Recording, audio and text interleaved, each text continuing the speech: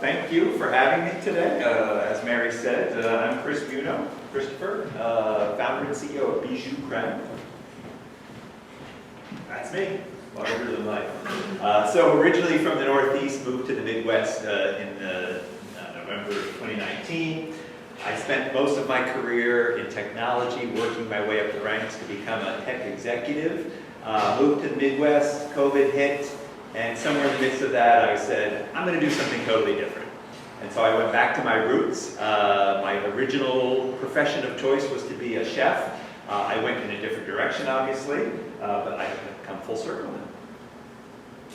So some milestones up front, right? I started about 10 months ago, launched the product. 28 stores, almost $40,000 in revenue, 4,000 units sold, had gotten some equity funding and some good social media traction. Imagine a world with only one flavor of yogurt or ice cream. We have hundreds and hundreds of options of both, but with butter, that is essentially where we are. So if I ask 10 people, what's your favorite brand of flavored butter? Compound butter, also known as. 8 out of 10 people are going to say, huh, I've never even heard of such a thing. So enter Bijoux Creme. We have 8 flavor recipes right now. Packaged in glass, source our butter from the Amish and Mennonites in Kelowna, Iowa. It's organic, it's grass-fed, it's pasture-grazed, and that becomes important when we start talking about unique selling propositions and competition and differentiators. So who is Bijoux Creme for?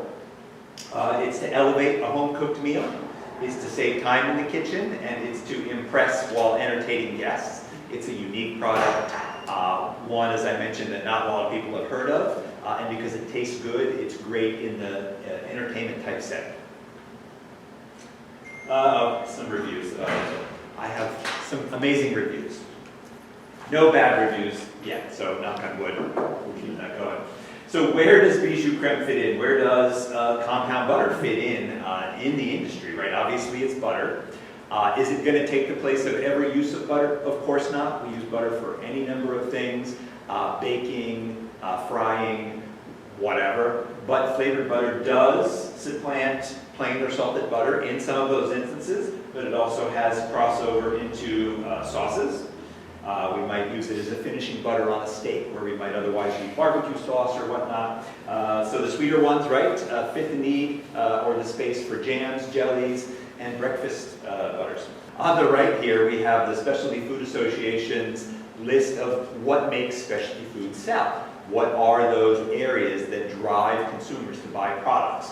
And then on the left, we have what we at Bijoux Creme have come up with in order to address these needs, in order to meet the needs of the consumer.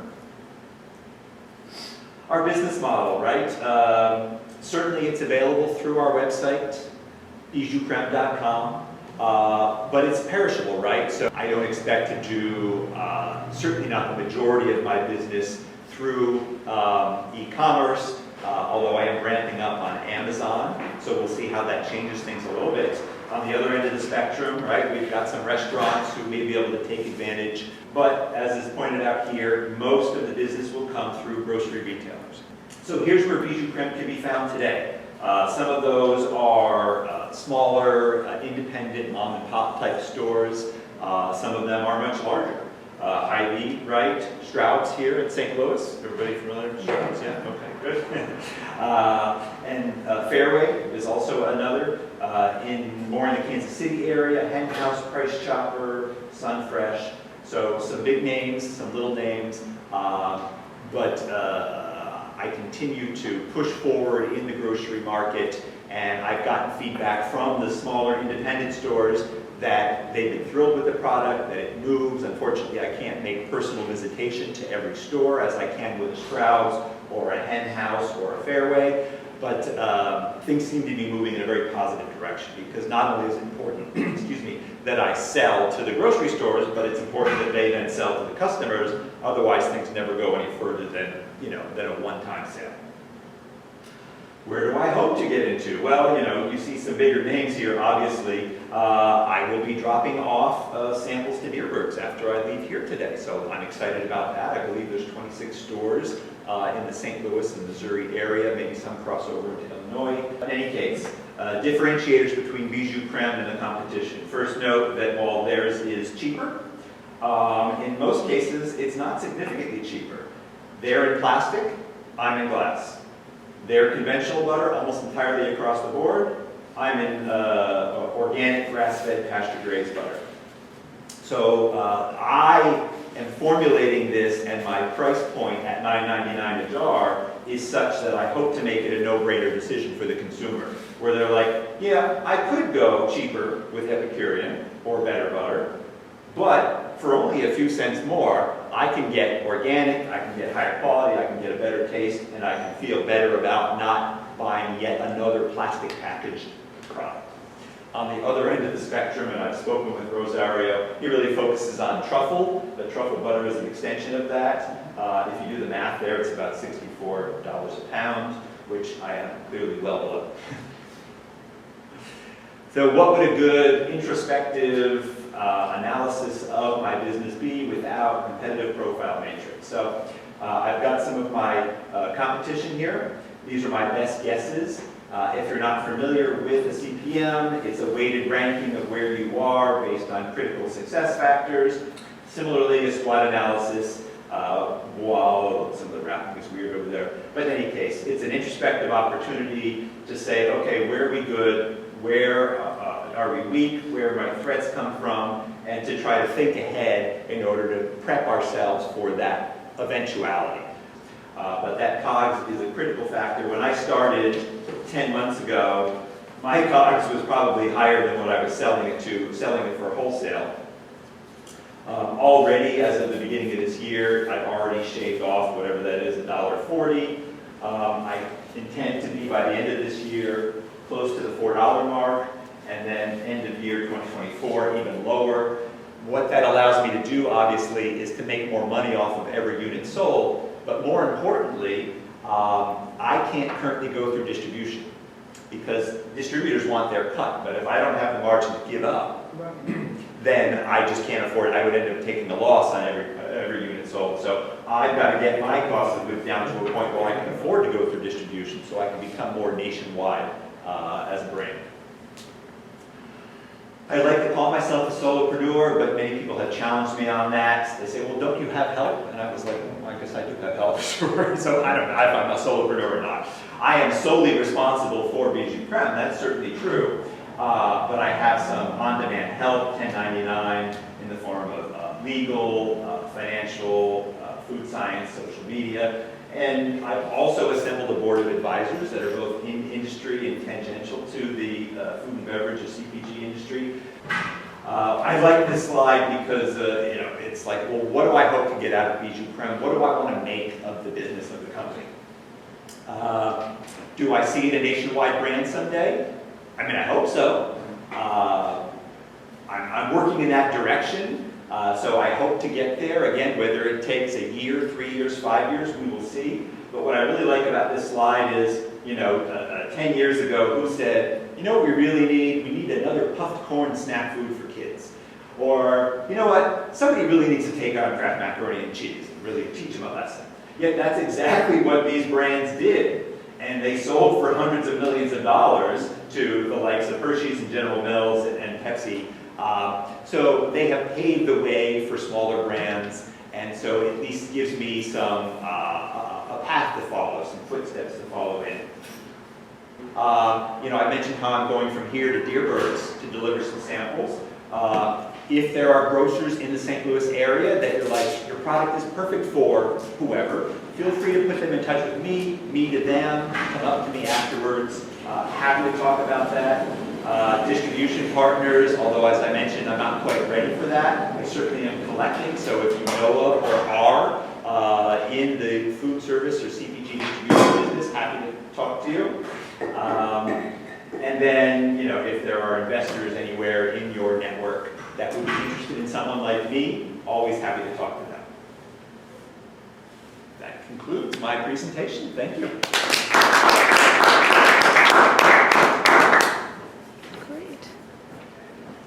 Please, yeah. So, it took a few slides. We all knew that it had something to do with butter, but I kind of felt like you could have told us it was flavors of butter, like right at the beginning. Okay, fair enough, sure. The only reason is because it got through a couple stages and I wasn't sure what we were, okay, something about butter. But I mean, I'm thinking of a stick of butter. Right, yes. Or whipped butter, whatever, nothing what you were talking about. You don't have to go crazy about it, but maybe just give us tell what this is. And I thought I was building the anticipation the whole time. Well, but the only thing is, I always say, 'cause I've taught this with him, in fact, for years. What you always want to say is that you have 7 seconds to hook somebody, and you have to get them from here to here Yes. in 7 seconds. And Yeah, so you okay, have to all figure right. that first thing out of your mouth has got to be something that is going to make them go from here to here, and just saying, this is a picture of me, and I did this, and I did that, and kind of makes you go more here. Yeah, you know, it's funny because I've reordered these slides many times Of course, over. I'm sure. And at some point I even had that second slide with my picture all the way like in the appendix. And then someone was like, well, you went through that whole thing, but we don't know who you are. And I'm like, all right, I'll bring it back to the Well, top. who you But are is your point important. is well taken. But yeah. Thank you. Yes, please. I want to know who's the target audience for this PowerPoint? Yeah, for the PowerPoint or for? For the PowerPoint. Oh, for the PowerPoint. Well, it is to give folks insight into my business and my process. So I repurpose this for grocery stores in which I take out a lot of the financial stuff. I repurpose it for fundraising in which I include a lot more financial. So this is kind of a hybrid for a business audience. okay, so I was wondering because can you go back a slide? Please. Yeah.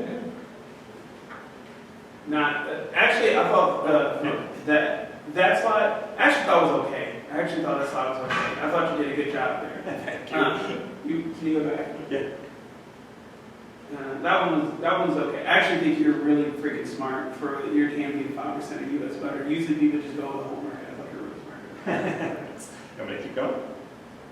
That one was okay. That one was okay.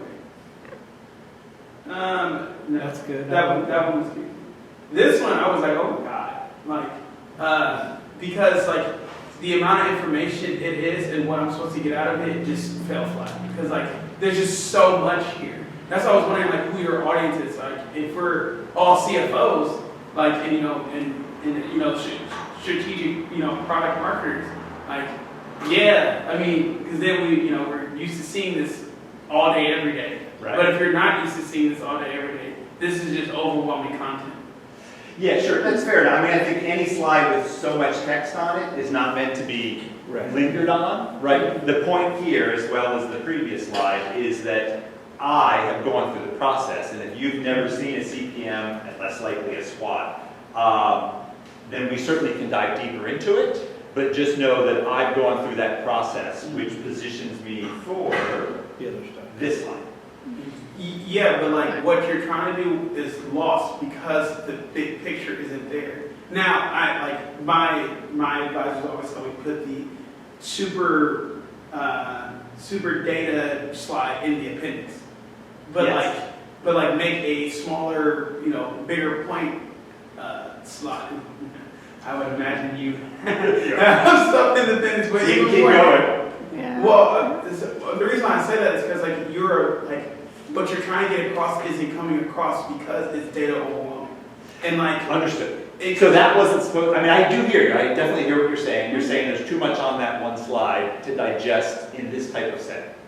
I would say any kind of setting that you're pitching with people trying to get information from you. Yeah, so an investor is going to want to see that slide. Right.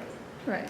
But I present it so they know I've gone through the process, and then Right. we can talk about it in detail at any point. If you're saying it should be in the appendix because No, it's I'm too not much. saying, I'm not saying that I'm not saying, what I'm saying is that break it down into smaller points so there's less content on that particular slide. Per slide, yeah. Dumb it down. Yeah. Dumb it down because like this is your chance to grab us on your competitive advantage and on your SWOT analysis. But like and that's like big in a pitch. But like if I'm overwhelmed with it, I'm like, I don't know if he knows what's the most important things of his own business because he's shown me so much. Okay, let's give someone else a turn. Because I come from a background of brand management, CPG, totally get this being in here. I feel like it is important. It's a lot of information as to what he was saying, but this is something that people will want to see. I would say, speak to some key points when you do present it, because I think you just showed it and didn't necessarily speak to key points. But I wouldn't necessarily leave it out, because in brand, this is always important to be able to show with a CPG product. Yes. I never said leave it out. I said make the point smaller and have a slide exactly like this in the appendix that says, here's more how we're going into it. Okay. So not to belabor this, but the risk that I see, first of all, I knew exactly why you put it up here, just so we could read it. And not that we would read it, but we know. The hard part, go to the previous slide, if you would be so kind. So the difficulty here, I think, is that when our eyes run to one thing, so I immediately went to customer loyalty at 10%, or whatever that means, 0.1. You said you had all these references, right, of people who loved your product. And I feel like customer loyalty under online distribution, which obviously is low because you haven't done it yet, economies of scale is you're small, blah, blah, blah. But customer loyalty is sort of a percentage thing. Like if you have 8 customers and 100% of them buy new from you, you've got 100% customer loyalty. Wrong? So you would score me higher in customer Absolutely, loyalty. and I think that'd be a positive. And you could show that based on, my point, kind of his point is, you've already talked about branding, you've already talked about distribution, something you can't do, you talked about economy, we all get you can kind of scan through these, I get that these are going to be hard. But you could then do a little circle around customer loyalty and look and say, we've sold 300 units or whatever it is, and we've had 298 people rebuy from us. Our customer loyalty, once someone tests our product, is really high. And that you could have as a high number, and you could justify it in front of me, even if I want to say, 300 is not a good thing. But that's up to me as a reader, right? Yep. So I'm just saying that the idea of taking the one thing you want them to know from the slide that you think is valuable, throw up the gunk, and then circle the one thing that you think is important. And I don't know if that's really the one, but we're in a customer service economy these days, and customer loyalty is your reason to continue doing this until you're in serious revenue. So it's like, what's spaghetti without the garlic bread? What's pancakes without syrup? And imagine being able to have that easily accessible. Are your butters soft or hard? They are spreadable. Or spreadable? Okay.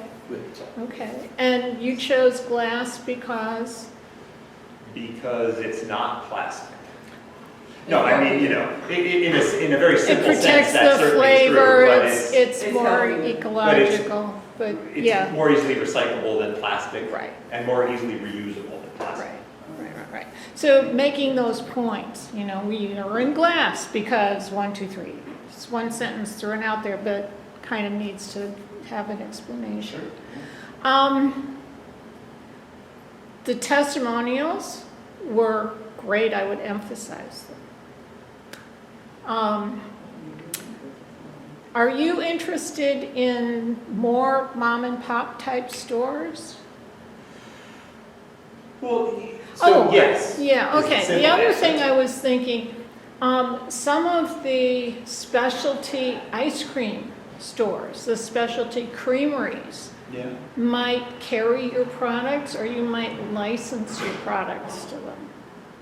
Except that they're creameries, they might say, I could do that. Well, Except maybe, they're already creameries. but You they're figure they have already to busy do making their ice cream flavors, and Yeah, they're not he's in the done the back. other work, so it's In the back, please. good. Yeah, hey, great job. I like your product, and I like the higher quality. I think it's a great idea. And you haven't even tasted it, though. I haven't even tasted yet. I'm running a fan. Question: how much of your sales come through sites like Range Me or Fair, and Yeah. then So now I'm curious what your association with the industry is, because I have a tea business on the side, and I use Fair to Yeah. get into small retailers, but we don't have the problem that you have, which is sounds like refrigeration, which is that I don't know how you do it. It sounds very tough. But I was curious of that, and then your margin between your wholesale and recommended retail. yeah, so right, that gets back to, that gets back into that. So yes, Can you guys please explain range? yeah, sure, I'll get to that. So there are website platforms around selling food and beverage, CPG brands, some that will sell on your behalf directly to consumers, and some that will sell wholesale to retailers. And so some of those retailers that you saw there, I got through Fair, right? So you essentially put your product catalog on their platform. In the case of Fair, it doesn't cost anything up front, but when they place an order, they take a cut. They take a higher cut of the first order, and then a cut of every successive order after that. Unless you direct those folks to your product catalog, in which case there's 0% commission. You also can funnel the shipping, generate the shipping labels through their platform, which is nice because it aggregates the shipping, so you get better rates than you would, than I would by myself. Yes, with a perishable food item, right? With glass, with butter, there's a certain weight associated with both of those things. Oh, yeah. And so if I sell to any one of those retailers, I may be sending 40 pounds in a 2 foot by foot and a half box, roughly. And so, right, and then with glass, you've got to make sure it's packaged appropriately. If it's going somewhere in the heat of the summer, from, let's say, Kansas City to, as far out as I can imagine, let's say, northern Maine, right? Now, all of a sudden, we're talking 3 days ground, maybe 4 days. So, yes, challenges with all of those things. The way Fair works is you can pay for the shipping, you can have the buyer pay for the shipping, or you can share the shipping. So, I've worked it out so far, yes. Was there another? It was just how many of your connections to grocery or retail came through those platforms versus contacting them directly? I would say probably about 5% have come through Fair so far. That's it. Wow. But I've been on Fair. There's a site called Mabel or Meet Mabel. Yeah. Your friend. Okay, so this is a younger competitor to Fair, and I thought, I'm a young brand. I'm going to go with the young wholesale platform. Well, I got no sales off of that. Same. Okay, and then ended up going with Fair just about a month, maybe 5 weeks ago, and I've gotten 8 sales in 5 weeks off of Fair. So things have gone better with Fair. But still, as a proportion of my total sales, because I've only been on there for 4 or 5 weeks, it's relatively small. And I don't expect, so you mentioned Range Me too, right? Yeah. So Range Me is a different kind of platform. It's hard to call it social media, but again, you put up your product catalog, but large grocers come and then can view your catalog, and then it's more of a personal connection. Then you kind of make a sales call, but it makes that initial connection. And yes, so I've had contacts with Hy-Vee specifically off of there,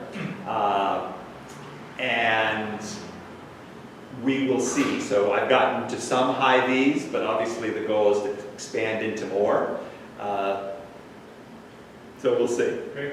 Yeah. You, please. Yeah, I have a comment, well, I have a piece of advice and a question to follow up. First piece of advice is if you're going to Deerberg's, there's also, you're not from St. Louis?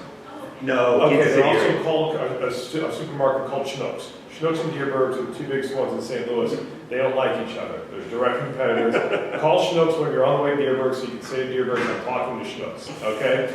Because that'll get you in the door, and then, so I think Schnucks actually might be bigger. Schnucks is big. Yeah. Schnucks is all the way up into northern Illinois, and Yeah. they have a lot. But just do it so you can say to Deerberg's, I'm talking with Schnucks right now. I'm in talks with Schnucks right now, okay? Yes, Phone very call, good. technically. I'm not above that, so. Okay. Right, okay. Yes. But that goes into my question of, I'd like to hear more about your marketing, how you're planning on You said we're in here and we want to get into here, but really, like, how are you going to build a groundswell? People will walk in the door of a Dierberg's and say, hey, you really need Bijoux Creme. Like, we'll ask for it. Yes. How are you building that? I'd love to hear kind of your overall marketing plan. Sure. Your kind of when you talk marketing is very aspirational and not operational. Well, so it is the million-dollar question, right? Because it's critical to any business, right? Yeah. You look at the funnel, how do we build awareness, and how do we work our way down the funnel to customer loyalty, right? Retention loyalty.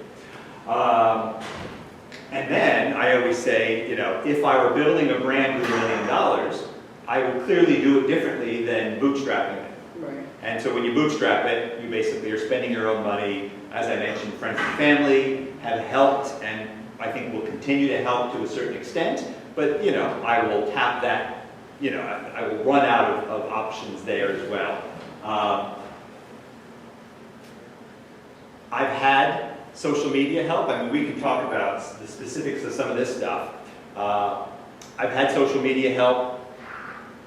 I've had some wins and some not great wins. I started out doing farmers markets. Overland Park Farmers Market won the best farmers market in the country last year. I was part of the farmers market during that time.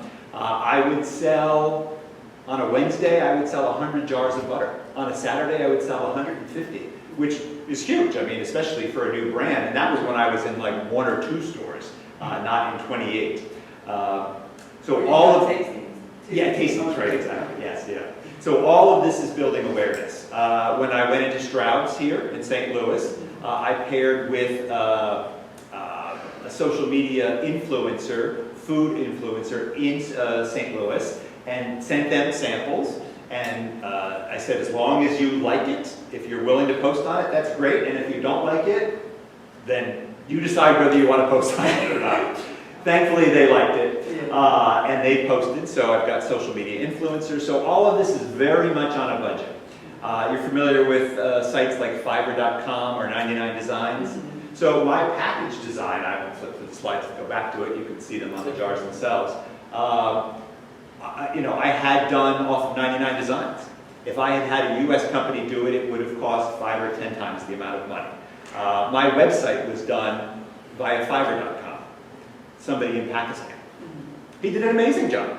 I still had to go in and tweak it. There's still some kind of cultural and language stuff to kind of work through, but he built out the structure.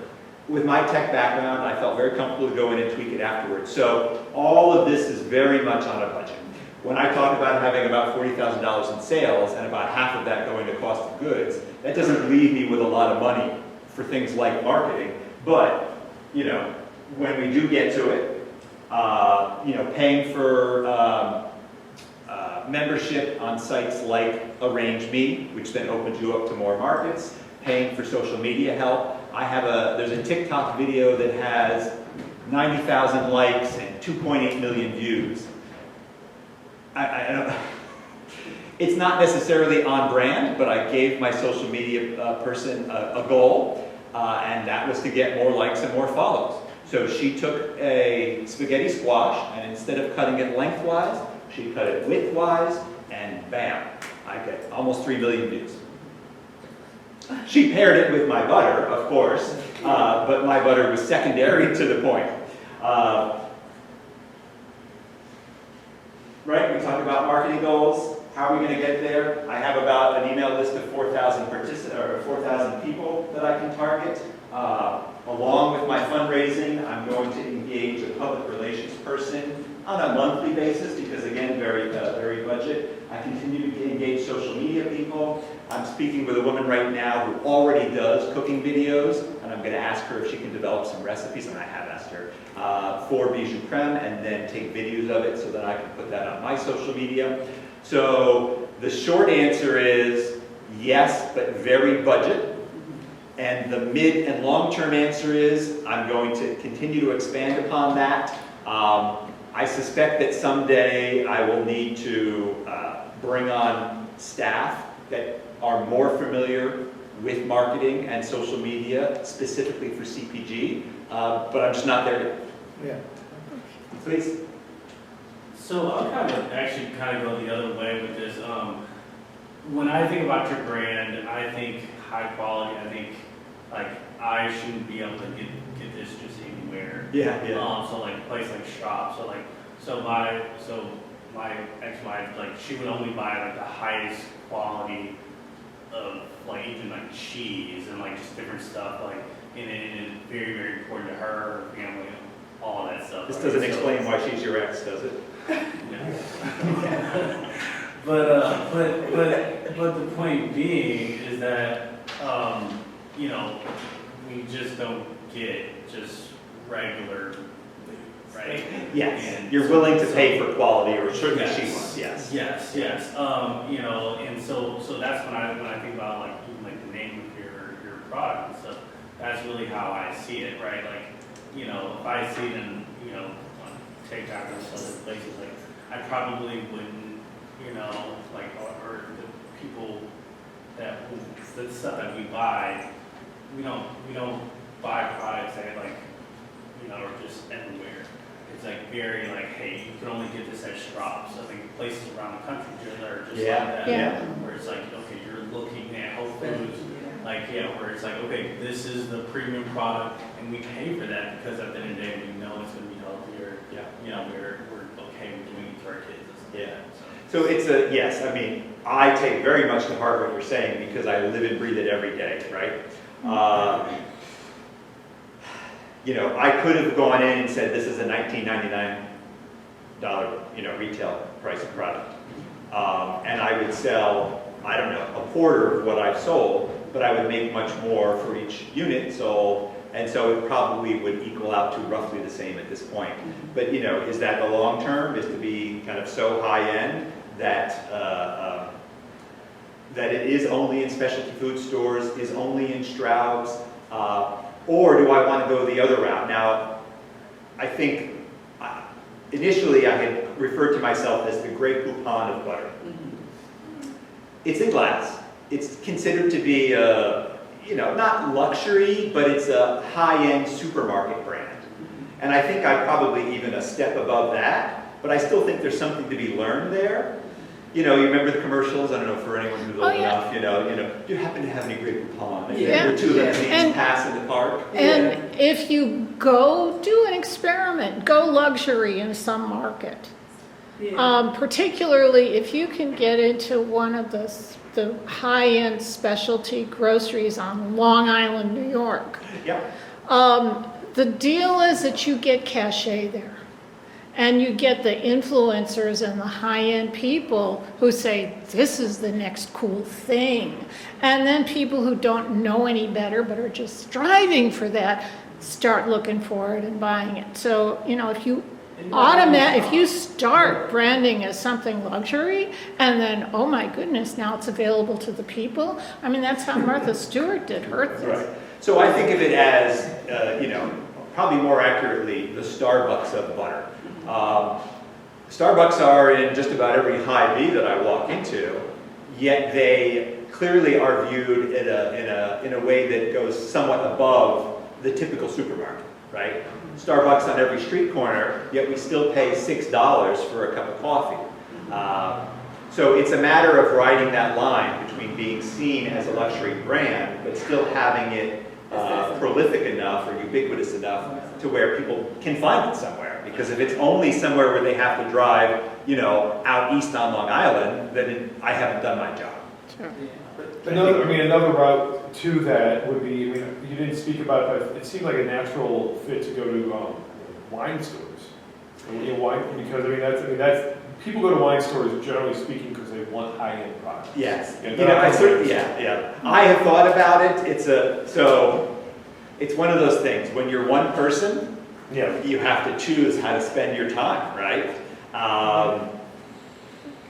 So yes. But when you go, Okay. Could we have one more question? 'Cause Yeah, we no, need to please, wrap please. it up and then there's when you go to waffles. someone like Straub's, Yeah. say, hey, you know, are there any, you know, what are the wine stores you would recommend me talk to? You know, and then so you're building that network that also self-reinforces it, you know, reinforces itself. That's what I would say. Yes. Yeah. Fair enough. Yeah. Please. Okay, so I have two things. Okay. And it's kind of reverse engineering a bit your strategy for TikTok and things like that. There's a lady named Tabitha Brown who became tremendously famous during the pandemic. And she was just cooking really plain, normal things, but she has a way of emphasizing the health value and the quality of the ingredients she uses. Yeah. So if you, and she was very, everybody looked at her. And it wasn't an exclusive thing, but if you can attach to that quality health dynamic, then I think through influencers like her, you can certainly sort of get up the ranks for that. The next thing, so from there, I would say not just the wine stores, but if you're talking about the experience of your product and the high quality and all of that, the experience of it could be something where you could develop sort of a cult following if you were at the wineries.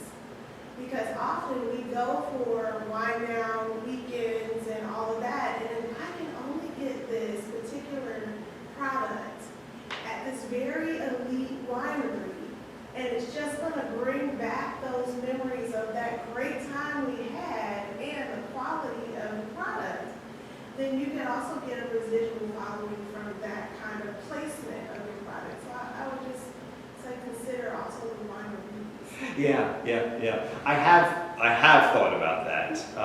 Haven't pursued it too deeply, but yes. I mean, I'll tell you just very quickly. There is a deli, butcher, high-end store very close to me, and then there's a slightly less close, but still reasonably close, is a cheesemonger type store, right? Super high-end. I mean, like, $20 a pound, $30 a pound type cheese. The deli, super close, high-end cuts. Then they have specialty foods, dry items, plenty of cooler space. These are two places that I went into super early, and I thought, this is a no-brainer. Like, with the cheese store, perfectly fits well. They already have cooler space. It's a dairy item. It's going to be great. And in the case of the meat market, similarly, I'm like, this is nothing that they have here. It goes perfect with much of what they sell, and they have plenty of space. Couldn't get the time of day from either one. Yet I walked into the folks at Hen House, who is kind of I'll say the Sprouts of the Kansas City area, and they're like, yeah, okay, let's do it. And so I can, kind of beat my head against the proverbial wall with these kind of specialty food stores, or I can go to a Hen House, or a Whole Foods, or a Sprouts, or a Straub's, or a Deerberg's, or a Fairway, or a Hy-Vee, and I can, in one fell swoop, kind of expand myself. So these are things I tackle with, struggle with every day, and that I try to tackle. I think on the coasts, to your point, right, it's handled a little differently. They can go on the fair, they can buy my product. I have representation in Brooklyn, New York, on Long Island, in Sturgis Bay, Wisconsin, which I've never been to, but I understand it's one of those communities where people flock to, and walk and do, window shop and whatnot. And they can price it for whatever they want to price it for. And I encourage them. So, and also to your point, this is something that I will hand out to folks or put up when I'm doing a demo. But you're right, not only is butter, there was a time where butter was it, right? And then we have margarine, and we think margarine's better than butter. And then it turns out margarine is crap, Right. and butter is better. And then when you add on organic butter and pasture-raised butter, grass-fed, and you kind of work your way down, and now all of a sudden it's like, there are heart-healthy, immune-boosting, cancer-fighting components in butter that are even amplified in high-quality butter that we can talk about the glass packaging as well. So, yes. Let's go get some waffles. Thank you so much. Let's go try some butter.